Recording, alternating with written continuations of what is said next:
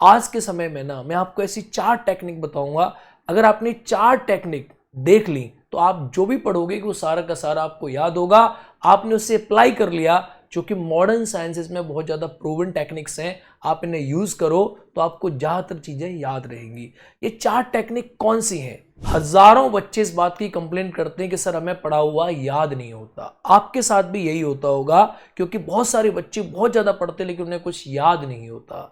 आज के समय में ना मैं आपको ऐसी 4 टेक्निक बताऊंगा। अगर आपने 4 टेक्निक देख ली तो आप जो भी पढ़ोगे कि वो सारा का सारा आपको याद होगा। आपने उसे अप्लाई कर लिया, जो कि मॉडर्न साइंसेस में बहुत ज़्यादा प्रूवन टेक्निक्स हैं। आप इन्हें यूज़ करो तो आपको ज़्यादातर चीज़ें याद रहेंगी। ये 4 टेक्निक कौन सी हैं? आपको क्या क्या करना चाहिए?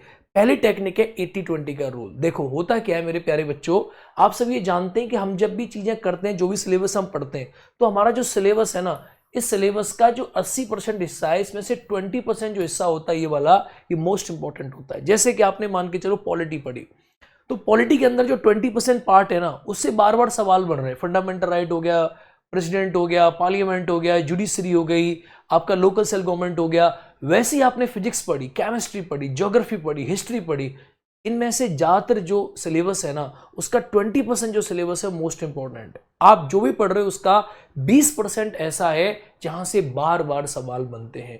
और ये जो टेक्निक है ना, ये बहुत पुरानी टेक्निक है। यानी दुनिया में जो भी काम 100% हो रहा है ना, उसमें से 80% जो है वो ऐसा ही है, और जो 20% है वो मोस्ट इंपॉर्टेंट है। तो आपको अपने सिलेबस का पहले छांटना है कि जो 20% पार्ट है वो कौन सा है। यानी आप अपने सिलेबस में से मोस्ट इंपॉर्टेंट पार्ट को निकालो और इस 20% के ऊपर आप फोकस करोगे तो ये 100% आपको विनर बना देगा।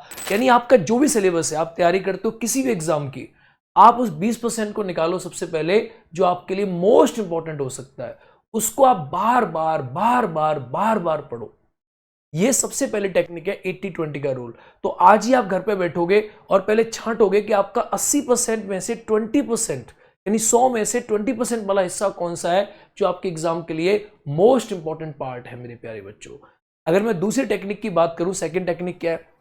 देखो हम जब पढ़ लेते हैं ना चीजों को, मान लो हमने सिलेबस को डिसाइड कर लिया कि सर ये वाला जो पार्ट है ना, ये मोस्ट इंपॉर्टेंट है। मान लो आप एग्जाम दे रहे हैं यूपीएससी का, आपने डिसाइड किया कि सर ये पॉलिटी, हिस्ट्री, ज्योग्राफी सब्जेक्ट हमारी मोस्ट इंपॉर्टेंट है।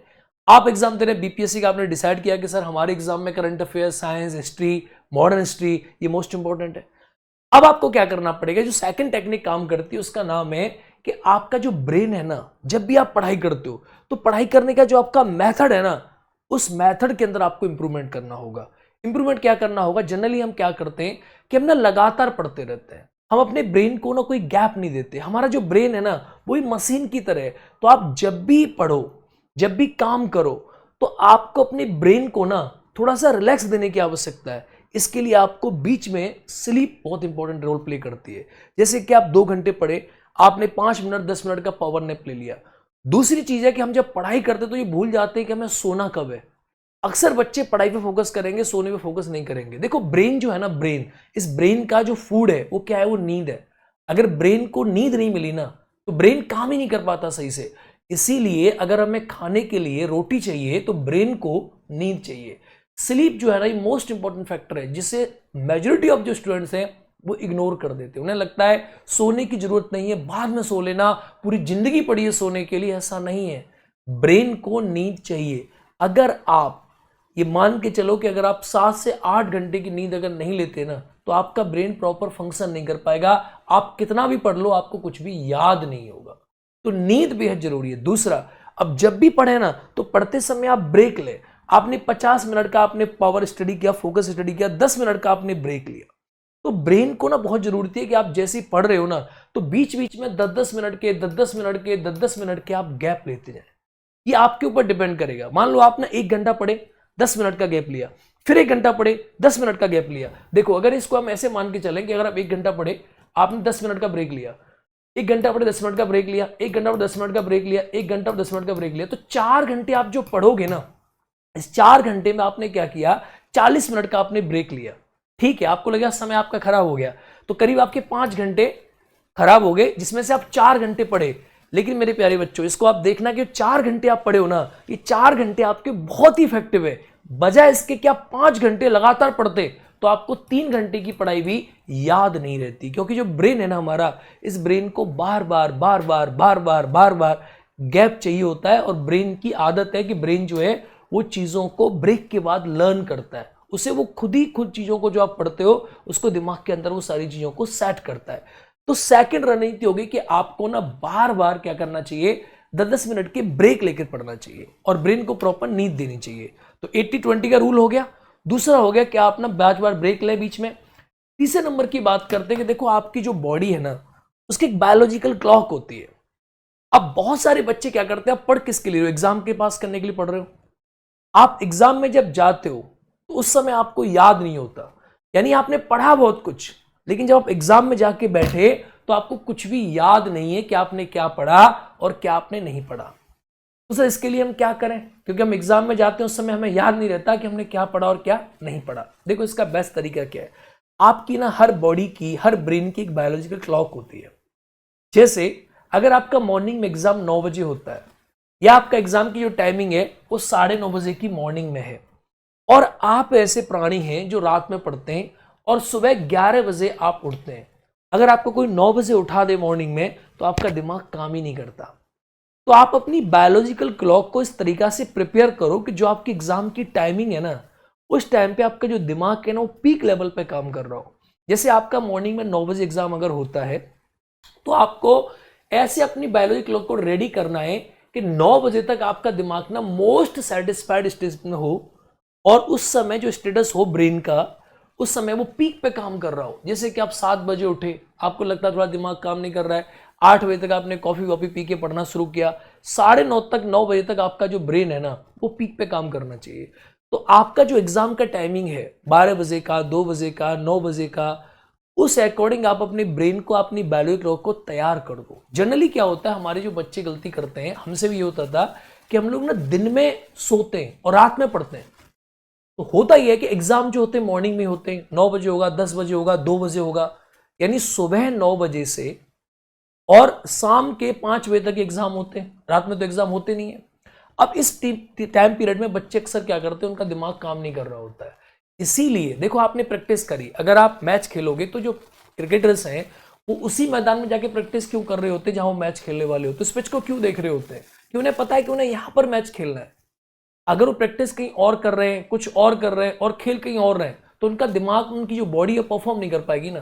तो आप अगर प्रैक्टिस कर रहे हो रात की और आप गेम खेल रहे हो दिन में, बड़ी दिक्कत हो जाएगी। तो आपको क्या करना चाहिए कि आपको जिस समय पर एग्जाम देना है ना, उस समय के लिए अपनी बॉडी को, अपने ब्रेन को, अपनी बायोलॉजिकल क्लॉक को प्रिपेयर करना चाहिए। ये आपके लिए एक बेस्ट तरीका हो सकता है। तो उसी टाइम पे आप क्या करो, अपने ब्रेन को, अपने क्लॉक को रेडी करो, क्योंकि एक जो फिक्स रूटीन होता है ना, जो प्रोग्राम होता है, वो हमारा जो रिदम है ना ब्रेन का, उसको सेट करता है। और ये बहुत ही साइंटिफिक प्रूवन मेथड है, आप इसको फॉलो करके देखना।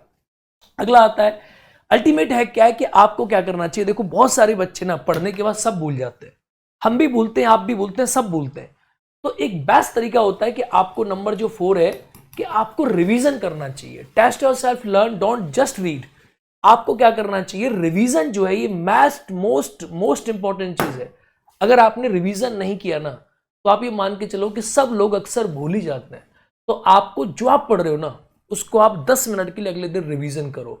बिना रिवीजन के आप कुछ भी याद नहीं कर सकते।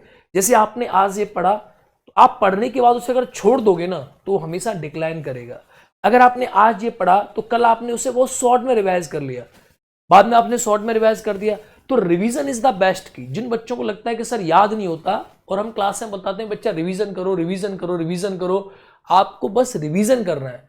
रिवीजन से क्या होता है कि आपका जो ब्रेन है ना, वो कॉन्शियस मेमोरी को सब कॉन्शियस के अंदर डालता है और सब कॉन्शियस को बार बार कॉन्शियस में लाता है। तो ब्रेन के अंदर ना ये चीजें क्या होती हैं कि आपका जो मेमोरी है ना वो इंप्रूव होता है और आपको चीजें याद होती हैं। सपोज करो आप किसी दोस्त से मिले, 2 साल पहले मिले, तो उसको आपको कहाँ याद रह पाओगे क्या पहन रखा था। लेकिन आप उससे डेली अगर मिल रहे हो, 2 दिन में, 4 दिन में, 10 दिन में, तो आपको याद रहेगा कि आपका फ्रेंड है, ये है। या आप कहीं गए, तो आपने एक बार रास्ते से, आप एक बार गए, बहुत ध्यान से गए, एक बार में गए, और उस रास्ते पर अगली 1 साल तक आप नहीं गए, तो आपको याद नहीं रहेगा।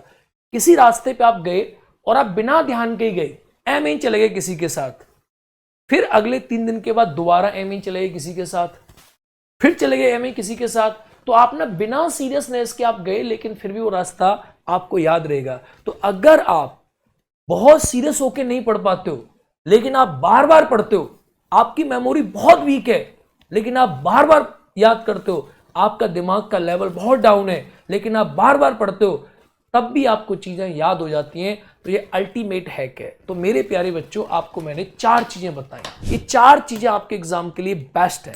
पहला मैंने बताया कि अगर आपको याद करने में समस्या आती है तो आपको सबसे पहले ये करना चाहिए कि आप 80-20 का रूल फॉलो करें। 20% सिलेबस है जो आपके एग्जाम में आने वाला है, 80% को अलग करके 20% में फोकस करें। उसी 20% को बार बार आप क्या करें, याद करें। हैक नंबर 2 है कि आपको प्रॉपर नींद लेनी चाहिए और बीच बीच में आप ब्रेक लेकर पढ़ें। और हैक नंबर 3 है कि आप अपने ब्रेन को, अपनी बायोलॉजिकल क्लॉक को उस अकॉर्डिंग रेडी करें। जिस समय आपका एग्जाम है उस समय के लिए आप अपने आप को प्रिपेयर करें कि दिन में एग्जाम है, तो आप ऐसा उल्टा ना पढ़ें कि रात में पढ़ना, दिन में आपका एग्जाम है। और नंबर 4 है कि आपको बार बार रिवीजन करना चाहिए। आप में से बहुत सारे बच्चे इस बात को मानने के लिए एग्री नहीं हो सकते कि सर हम रात में पढ़ते हैं, दिन में एग्जाम है। ये हर किसी पर लागू नहीं होती। हो सकता है कुछ बच्चे ऐसे होते हैं जो रात में पढ़ते हैं, दिन में एग्जाम देते हैं और टॉप कर जाते हैं, लेकिन ये सत्य तो है कि आपके लिए जो बायोलॉजिकल क्लॉक होती है उसका रूटीन होता है। अगर आप रूटीन फॉलो करोगे तो हो सकता है अभी आप थोड़े अच्छे नंबर ला रहे हो, उसके बाद आप बहुत अच्छे नंबर लेकर आओ। तो मेरे प्यारे बच्चों, इसको आप फॉलो करो और उसके बाद कमेंट करके मुझे बताओ कि जो आइडिया है, ये जो मैंने मेथड बताया है, ये काम कर रहा है या नहीं कर रहा है। और मुझे फॉलो करो इंस्टाग्राम पे, मेरी आईडी है करण सर पॉलिटी, और टेलीग्राम पे फॉलो करो, इस चैनल को फॉलो करो। मिलते हैं। जय हिंद दोस्तों।